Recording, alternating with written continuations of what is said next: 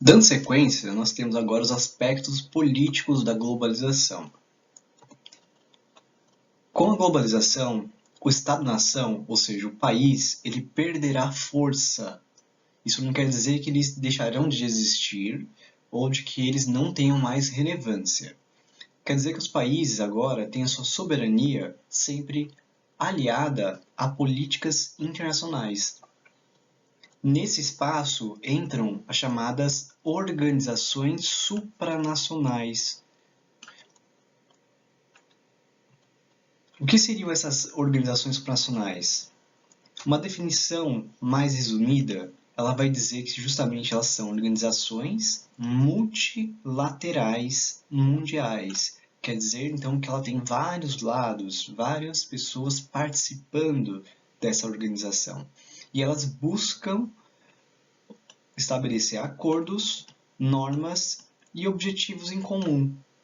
E ela é chamada de supranacional, pois tem o poder de influenciar a política sobre Estados-nações.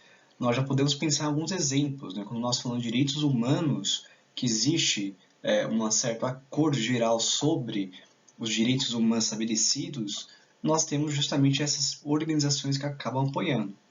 Vamos ver alguns dos exemplos sobre essas organizações, mas em outro momento eu farei uma aula específica, principalmente sobre a principal organização supranacional, que é a ONU. O primeiro exemplo, e a mais importante organização supranacional, é a ONU, a Organização das Nações Unidas, que será criada em outubro de 1945, no cenário pós-Segunda Guerra Mundial. O objetivo principal da ONU naquele momento era manter a paz mundial, estabelecer então uma relação de paz entre os países e justamente relacionar os países de forma na reconstrução do mundo pós-Segunda Guerra Mundial. Aqui nós temos justamente o trecho da carta que vai criar as Nações Unidas, em que tem um texto muito bonito, que mostra justamente qual era o objetivo da ONU. Vale a pena vocês lerem com um pouco mais de calma depois. E lembrando que a ONU, aqui nós temos a projeção azimutal, né, que justamente busca estabelecer todos os países de forma igual nesse mapa, embora sabemos que não é bem assim, afinal, no centro do mapa nós temos justamente os países desenvolvidos destacados, que são aqueles membros do Conselho de Segurança Permanente, né? E o Brasil está destacado aqui. E reparem que nós temos boa parte de membros da ONU, países, praticamente todos aqui, né, exceto alguns países ditatoriais, e alguns países, ou, né, digamos, membros observadores, como a cidade do Vaticano e a Palestina, que ela não era até um certo momento, e ela foi incorporada, e isso levou a críticas aos países que protegem Israel, lembrando da rivalidade Israel e Palestina. A ONU, então, ela tem hoje vários objetivos, ela é uma mega organização, ela tem vários subgrupos, né, podemos dizer assim, e o objetivo dela, em geral, é administrar as forças de paz, analisar problemas econômicos e sociais, relatórios sobre o meio ambiente e os direitos humanos, sensibilizar a opinião pública internacional sobre o trabalho da ONU mesmo, organizar conferências internacionais, que são discutidas questões sobre meio ambiente, economia, aspectos sociais, entre outros, e fortalecer muito mais a globalização. Ela é um grande agente, essa ONU, para a relação da globalização. Antes de prosseguir com outro exemplo, eu vou ter uma aula especial sobre a ONU, pois ela é uma organização tão importante que não dá para falar só em um slide, né? Aqui nós temos o segundo exemplo nosso, que é o FMI, o Fundo Monetário Internacional. O FMI ele tem um objetivo de fortalecer a economia mundial, a economia capitalista, evidente. E através disso ele faz como? Através de empréstimos. E nesses empréstimos, né, quando alguém acaba pedindo emprestado, ele tem que pagar os juros, ele tem que pagar aquele dinheiro que ele acabou emprestando. E muitos países não acabam conseguindo realizar esses pagamentos, o que levou muitos países a aumentar a sua dívida externa pública. Tanto que esse era um dos motivos que muitos acharam que ia ter uma crise mundial. né? E já teve momentos que as pessoas até perdoaram algumas dívidas de alguns países para evitar uma crise mundial.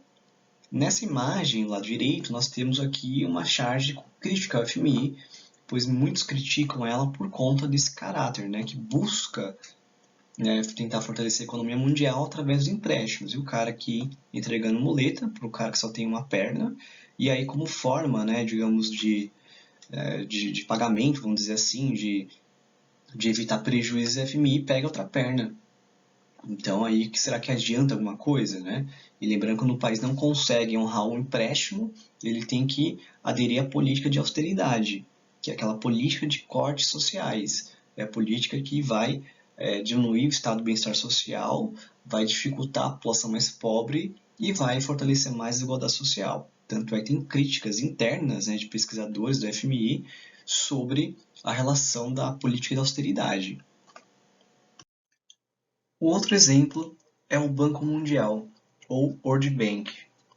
Junto com o FMI, o Banco Mundial foi criado no Acordo de Bretton Woods em 1945, que foi bem antes de acabar a Segunda Guerra Mundial.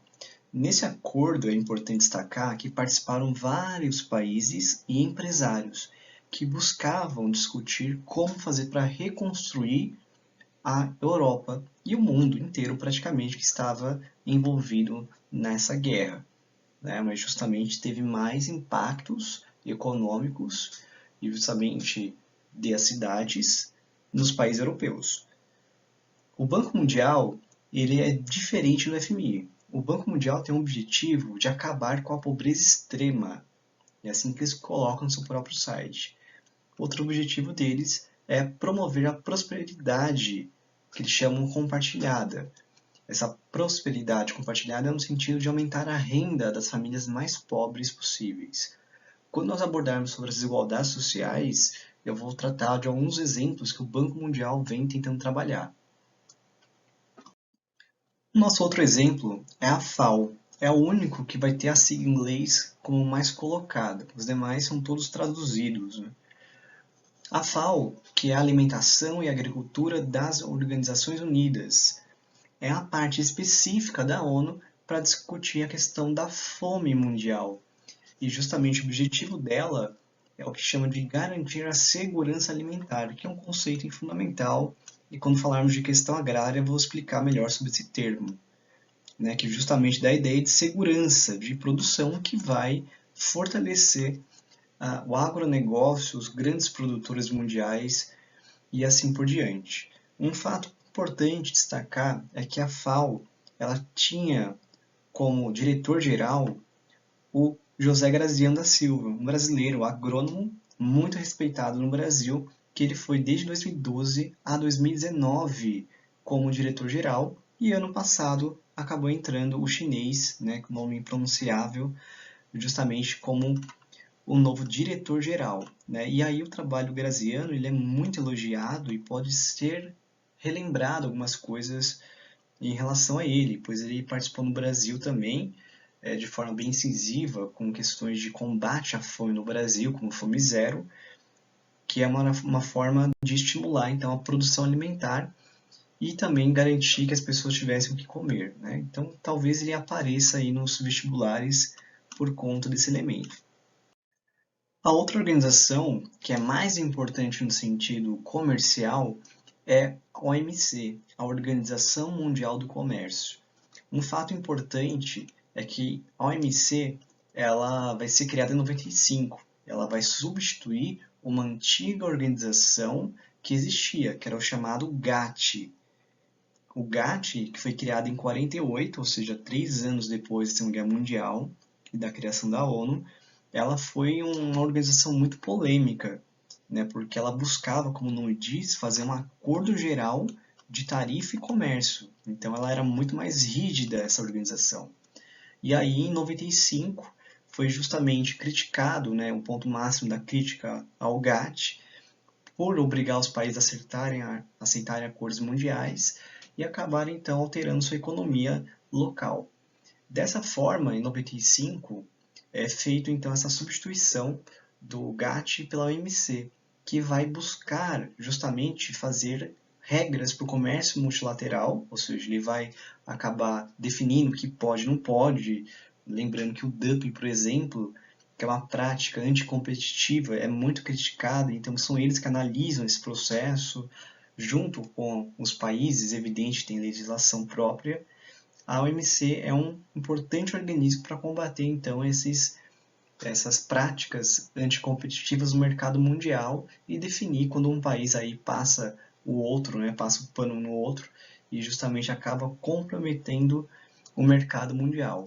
E ele busca então regulamentar o cenário mundial, trazendo regras, trazendo como agir, mas ele é menos incisivo do que o GATT, isso é importante esclarecer. E boa parte dos países fazem parte da OMC.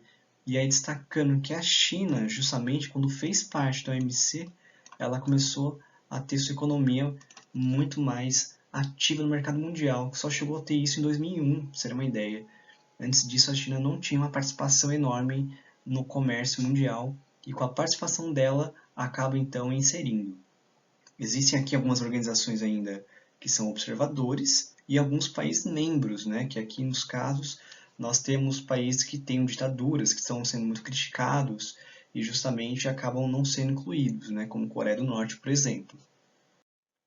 Aqui nós temos uma outra organização muito importante, é a OTAN, ou com o nome em inglês, é muito utilizado também, então é bom ficar esperto quando falar NATO, né, que aí seria a sigla em inglês, e OTAN significa Organização do Tratado do Atlântico Norte. Repare que faz o nome em referência ao hemisfério norte, e ela foi criada em 49, no período de Guerra Fria, para justamente combater o comunismo. E é evidente, quando cai a União Soviética em 1991, é feito muitos questionamentos sobre a OTAN. E a OTAN ela continua até hoje. Ela é uma organização muito importante. E justamente o que eles buscam estabelecer é justamente agora o combate ao terrorismo. E se observarmos também outras coisas importantes, os países que fazem parte da OTAN, muitos países eram aqueles que faziam parte justamente da aliança com a União Soviética, né? Ou seja, eram países de origem justamente socialistas. Então aqui no caso vai ter vários países adicionados a essa OTAN, que era mais um grupo da elite, né, da Europa, que justamente fazia esse combate contra a União Soviética. Os Estados Unidos sempre fazendo parte desses grupos. Um outro importante é a chamada Organização para a Cooperação e Desenvolvimento Econômico, OSDE, que também é chamada de Clube dos Ricos, como é colocado aqui na imagem. Então, o Clube dos Ricos, pois pega os países mais potentes da economia mundial. Essa organização ela faz várias coisas, mas justamente é criar normas, é criar estabelecimentos, eles fazem umas certas coisas para estimular a economia mundial, né? Então ela estimula programas de desenvolvimento regional e também faz muitos estudos, né? Então, tem um dado do PISA de educação brasileira, é justamente feito através desse Clube dos Ricos, que vai analisar o porquê que um país está desenvolvendo mais, porquê o país está desenvolvendo menos, e a educação é sempre muito estudada também pela OSDE. Os países que fazem parte do Clube dos Ricos, reparem que são aqueles realmente com grande potência econômica, né? Embora alguns países também, como o México, por exemplo, o Chile, acabam sendo colocados, Turquia também acaba sendo incorporado, são algumas organizações que estão, assim, digamos, com mais crescimentos. O Brasil quer fazer parte do OSDE, tanto é que umas discussões atuais é sobre como se dará esse processo, né? Os Estados Unidos estavam apoiando o Brasil a entrar, mas aceitaram a Argentina, por exemplo, para ser incorporada. E por fim, nós temos aqui o G20, que é esse último grupo das organizações supranacionais com destaque nessa aula. Quando nós abordarmos sobre a nova ordem mundial em outro momento, eu vou retomar essas organizações e falar coisas mais atuais do que está ocorrendo. O G20 é interessante para vocês entenderem como que essas organizações supranacionais conseguiram mais destaque no cenário mundial e como elas conseguiram integralizar o mundo inteiro.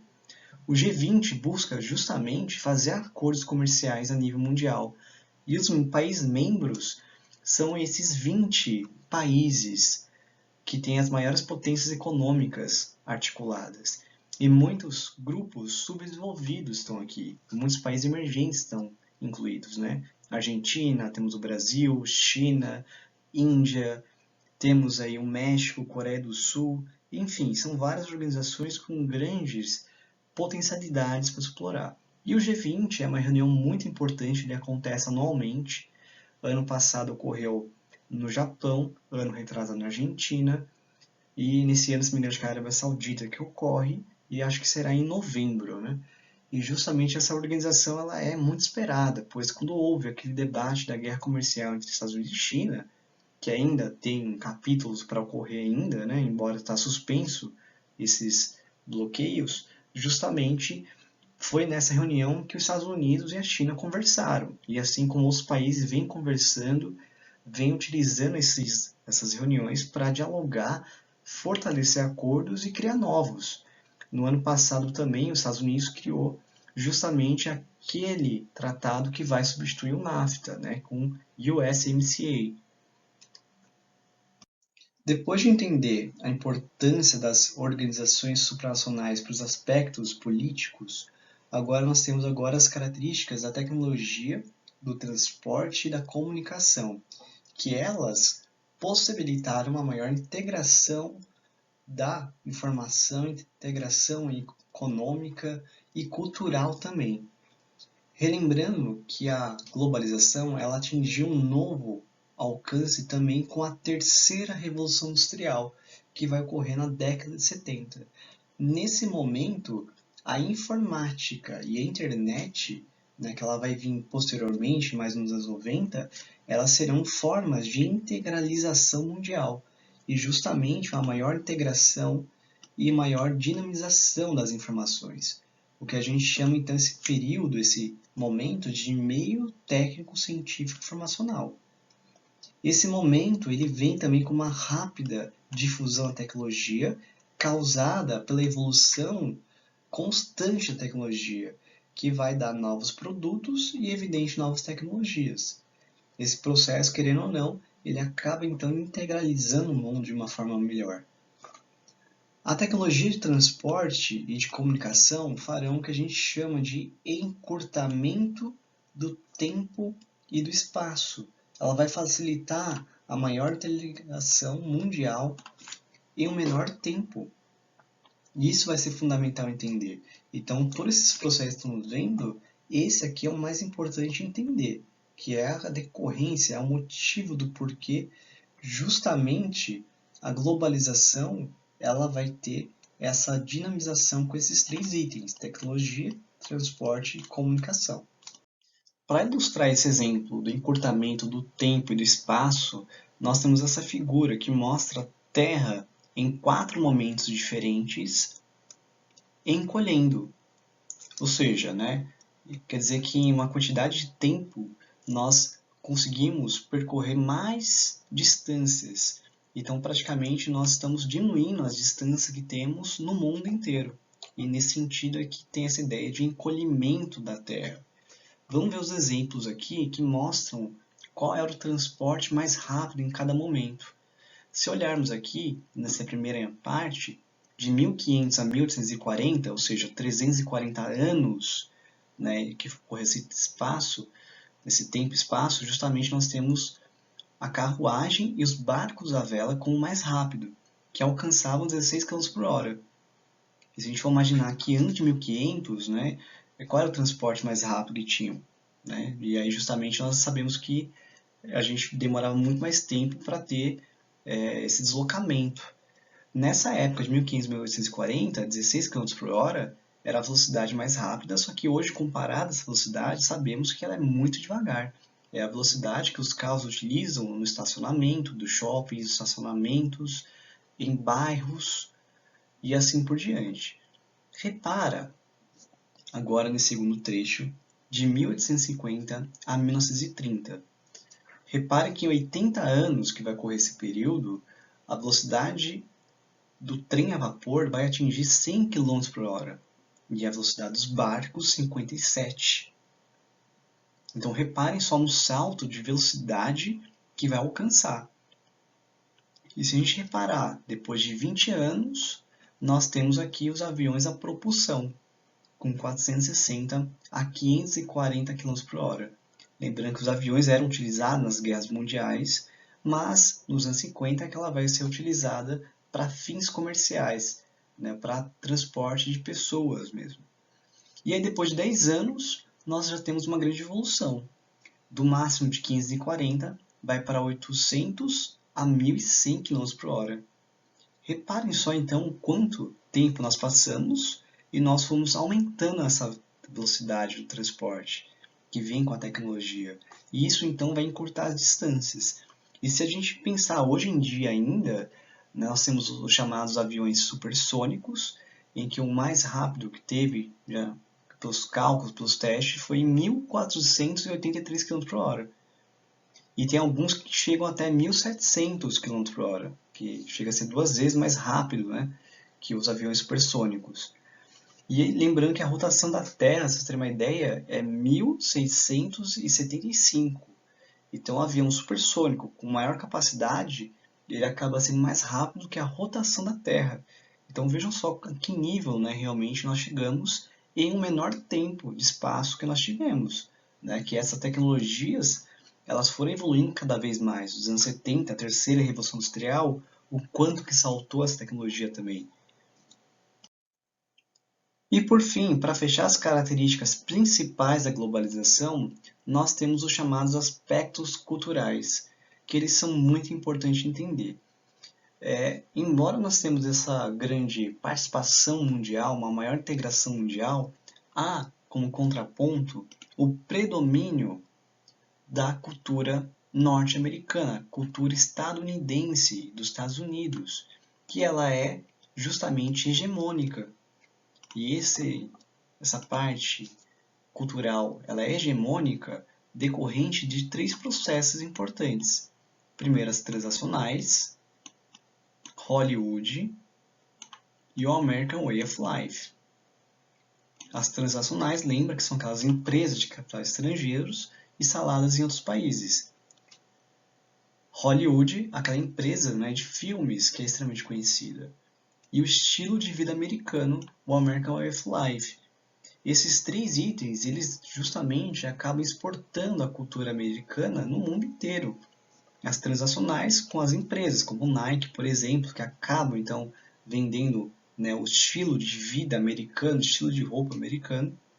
Hollywood, que faz aí os filmes mostrando sempre o estilo de vida americano e mostrando que o consumo é a base dos Estados Unidos, mostrando as empresas também participantes e assim por diante. Essas 3 partes então exportam a cultura americana e torna-se hegemônica. Então a gente tem esse exemplo ilustrado aqui na imagem, justamente mostrando que essas pessoas estão aqui com roupas diferentes, ou seja, até podemos dizer que são individualidades, características diferentes. Quando entram aqui nessa casinha da globalização, elas saem o quê? Justamente elas saem praticamente todas homogêneas, todas iguais, com a mesma roupa, sem nenhuma mudança entre um e o outro.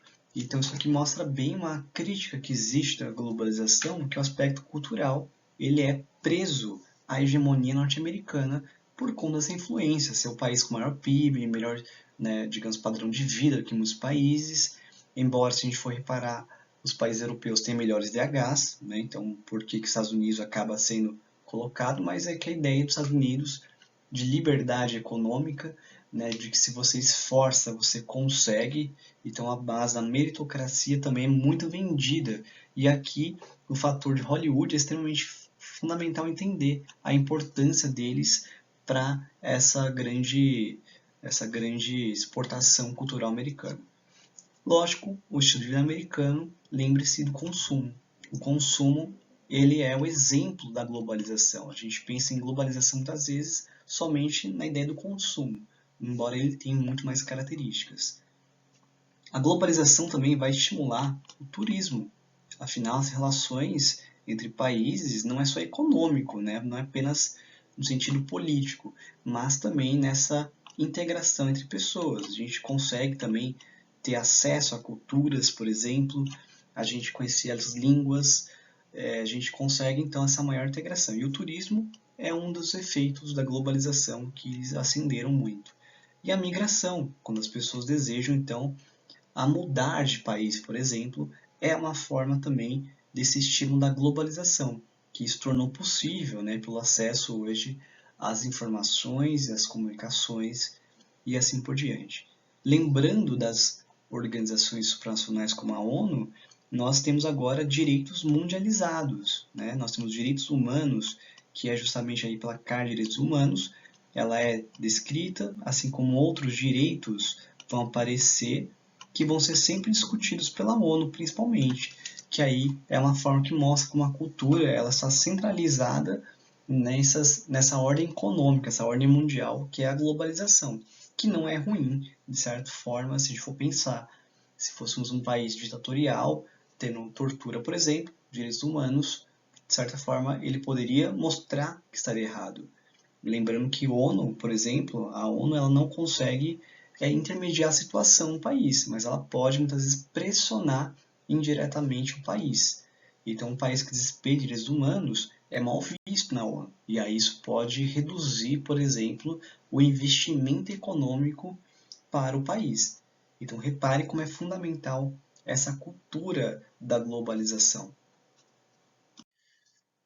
E para encerrar essa segunda parte da aula, nós temos aqui um exercício da FUVEST 2010, que é um assunto que trata sobre a nova ordem mundial, mas dá para relacionar com a globalização e sobre essa participação dessas organizações supranacionais. Aqui nós temos um texto do discurso de José Saramago, em que fala sobre o poder do cidadão, que fala que é limitado, né, uma vez, né, que quem comanda mesmo, né, justamente, são as organizações financeiras internacionais, como a FMI, a OMC, os bancos mundiais e assim por diante. E aí ele remete, nenhum desses organismos é democrático, afinal ninguém votou justamente nesses grupos. Ninguém acaba dizendo, eu vou votar em tal pessoa para presidente do FMI. Eu estou votando a pessoa tal da Organização Mundial do Comércio. Então ele coloca uma crítica que justamente essas organizações acabam tendo justamente o maior peso e diz que elas não são democráticas, e aí é lógico que é uma discussão do que é democracia, né? Que essa é justamente uma discussão enorme. Para a democracia é uma palavra polissêmica, tem vários sentidos. O que é democracia para mim não é democracia para quem está me ouvindo, ou para outras pessoas também. E assim, então, é uma forma bem interessante. Mas aqui, olha essa imagem interessante, aqui embaixo, à direita. Nós temos uma pessoa com a maleta do Banco Mundial e uma outra pessoa com a maleta do FMI. E é uma outra pessoa com a maleta do mercado. Certo? Repare que, então, essas três pessoas aqui são representadas pelas maletas. E aí tem uma pessoa coada aqui por esses três. Ele não parece não estar se sentindo bem, está meio, né, com uma cara de desconforto, né, de pressão. E justamente essa pessoa que está aqui pode ser, essa imagem, praticamente um presidente. Então imagina que o presidente ele é pressionado pelo mercado, pressionado pela FMI e pressionado pelo Banco Mundial. E aí muitos acabam falando, bom, a gente só vota no presidente, a gente vota ali no poder legislativo, né, nos deputados, por exemplo. Mas a gente não tem acesso a votar nessas organizações internacionais. Aqui, como o assunto ele fala sobre nova ordem econômica mundial, né, que também a gente pode chamar de nova ordem mundial, é fundamental entender esse ponto. E esse B aqui eu vou falar em outro momento, né, mas eu vou deixar aqui para vocês justamente o gabarito do que seria, mas entender que essa nova ordem econômica mundial, a gente poderia colocar então que essa ordem econômica, né, ordem mundial, ela é uni e multipolar ao mesmo tempo. Ela é unipolar justamente por conta dos Estados Unidos, porque ela acaba sendo os mandatários dessas organizações financeiras internacionais, mas no sentido econômico acaba tendo outras organizações. E aí se podia escrever, por exemplo, sobre a divisão internacional do trabalho, como ocorre esse comportamento mundial, esse regionalismo que aí justamente os países desenvolvidos têm mais tecnologia, os países subdesenvolvidos têm mais matéria-prima e a mão de obra barata, que aí nós temos essa relação do neoliberalismo que nós vamos abordar, que ela vai fortalecer esse deslocamento da produção fabril no mundo inteiro.